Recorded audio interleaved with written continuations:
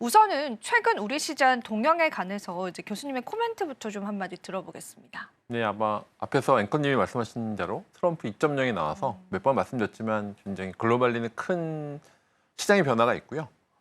국내는 여러 가지 시국이나 그런 것 때문에 좀 가버넌스가 좀 중요한데 몇 번 말씀드렸지만 이거 좀 중요한 가버넌스를 잘 잡았으면 좋을 것 같긴 한데 그런 게 좀 아쉽긴 한데 아마 어쨌든 저희 뭐 블록체인 시장 글로벌 시장인 거니까 아마 투자자분들이나 관련된 분들이 저희 시국은 시국이지만 또 저희가 또 글로벌 시장에 접근할 수 있도록 준비를 많이 하는 게 중요할 것 같습니다. 네, 좋습니다. 자, 우리가 또 다양한 준비들을 해봐야 될 것 같은데 최근에 제가 또 시장 동향을 보니까 이 디파이 쪽에 관해서도 굉장히 많은 시장 캐파가 좀 커져가고 있다라는 분석들이 있더라고요. 그래서 이제 디파이 시장에 관해서 오늘은 좀 이야기를 나눌 예정입니다. 네, 디파이가 정확히 어떤 건지 좀 개념부터 짚고 갈까요, 교수님? 중요한 건 약자는 디파이가 디센트럴라이즈 파이낸스 약자입니다. 탈중앙 금융인데요.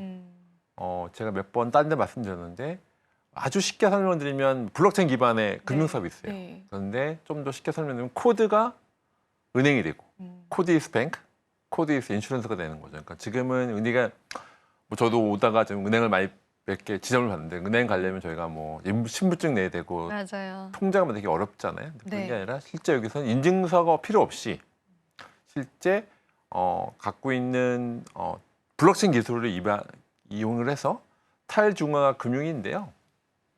사실은 이거를 아마 지금 시청자분들의 쓰시는 분들이 몇 프로 될까 생각해 보면 혹시 쓰시나요, 앵커님도? 저는 안 씁니다. 아마 네. 거래만 하시고. 네, 저는 이제 중앙화 금융을 많이 사용하고요. 그렇죠. 네. 흔히 말하는 디파이라고 그 안에서 가장 뭐 흔히 말하는 뭐 중앙화 금융이 있고 잘 말씀하셨는데 네. 탈중앙 거래소, 그러니까 덱스라고 해서 유니스왑이 대표적인 건데, 그러니까 은행, 보험, 증권, 카드 여러 가지 업무가 있죠. 저희가 이제 네. 은행에 있는 거를 블록체인 기반으로 탈중앙에 쓸 수가 있다라는 기본이라서 그러니까 코드가 은행이 되고, 코드가 대출이 되고, 코드가 수신 업무, 여신 업무, 대출 업무 할 수 있는 부분이에요. 그러니까 뒤에 또 설명을 드리겠지만 굉장히 2021년도는 굉장히 핫해서 많이 올라갔다가 지금은 다운됐다가 지금 아마 트럼프 2.0이 되면서 네. 비트코인에 대한 가격 뭐 상관도 있지만 그리고 상관없이 기존 금융권에서 어떻게 기존 금융권과 연결할 것인가 관점에서도 탈중앙 금융이 조금씩 대두가 되고 있습니다. 아마 지금은 워낙 비트코인이 대세긴 한데 좀 지나면 알트코인 이외에 디파이 부분들이 좀 더 대두가 나고 뭐 그런 취지에서 오늘 이 시간이 마련이 된 것 같습니다. 네, 좋습니다.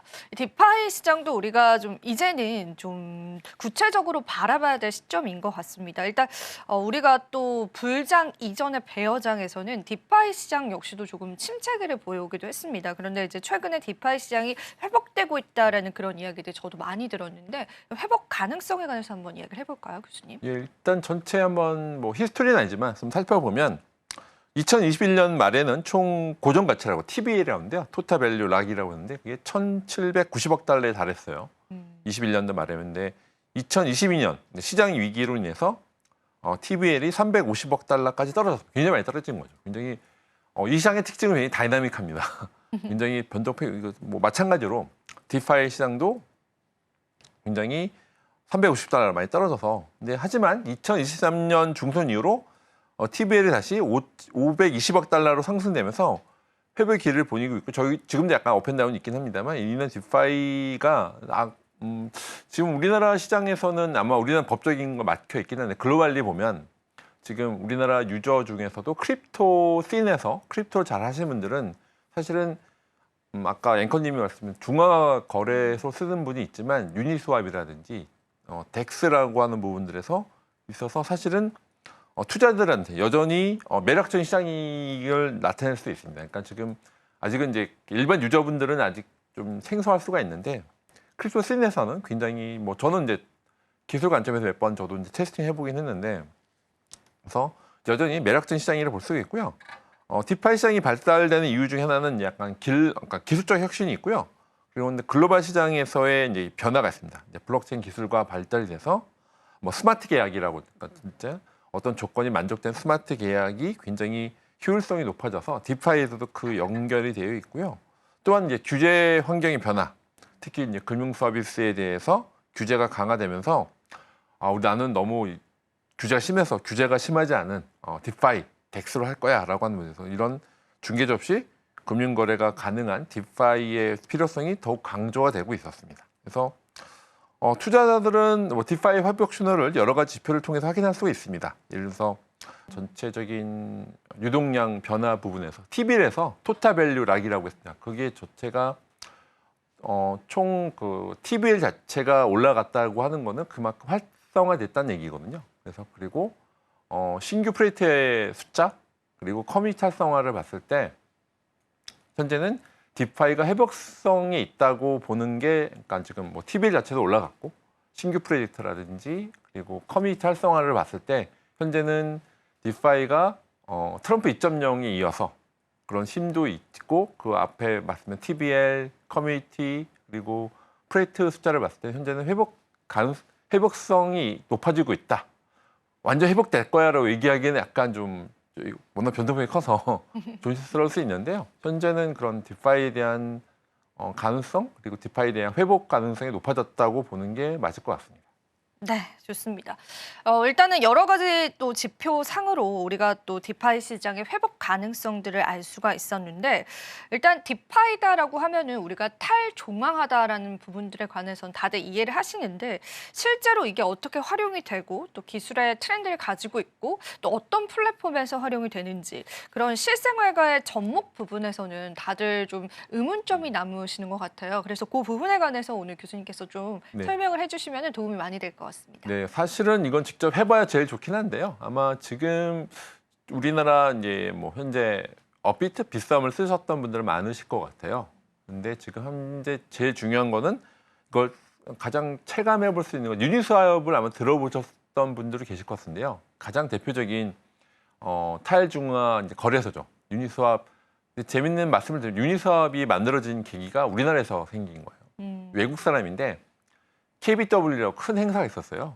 그래서 이분이 KBW 유니사업 만드신 분이 이제 와서 어슬렁어슬렁 되다가 비탈레 부텔레를 만나서 그때 유니스왑 아이디어를 얘기했는데 그러면 비탈레 부텔레 듣더니 괜찮은 것 같아? 내가 도와줄게, 투자할게. 그래서 만들어진 거예요.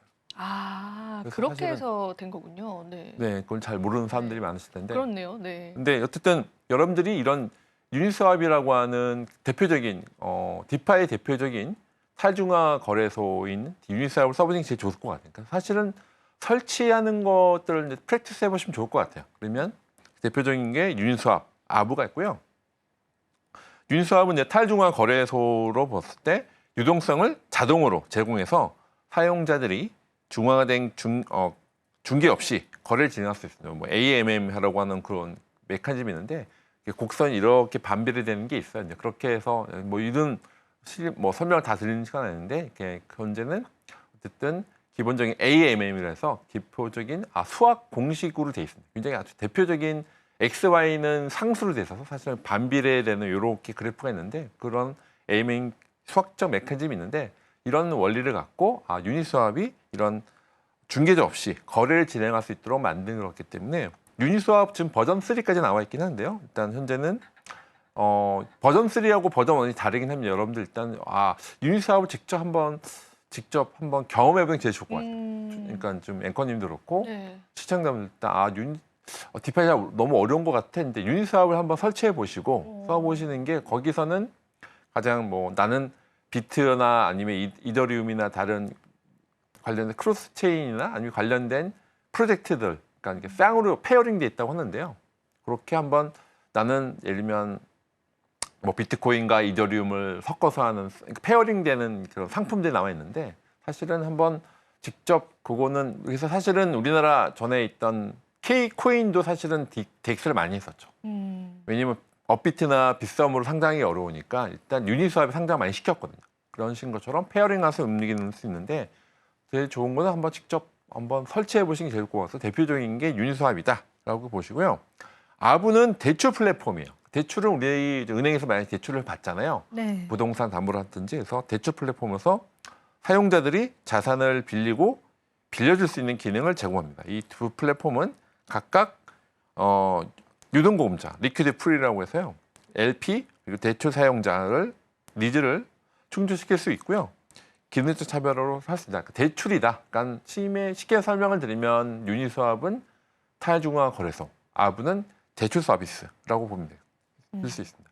또 재미있는 거는 레이어 2 그때 잠깐 설명드렸는데 레이어 2 관련돼서 크로스 체인, 다른 이더리움과 아발란체 연결해서 이제 크로스 체인 기술 또한 디파이 기술 동안 왜냐면 우리가 이더리움 계열도 있는데 이더리움, 뭐 아발란체 여러 가지 뭐 솔라나 여러 가지 블록체인들인데 그것들을 크로스 체인하는 부분들이 또 왜냐면 내가 이런 네트워크에서 내가 다른 쪽 네트워크 유동성을 갖고 싶어 했을 때 이렇게 연결되는 부분 때문에 크로스 체인, 그러니까 체인과 체인을 연결하는 그리고 왔다 갔다 하는 것들에 대해서는 디파이 기술에서 굉장히 중요한 역할을 하고 있습니다.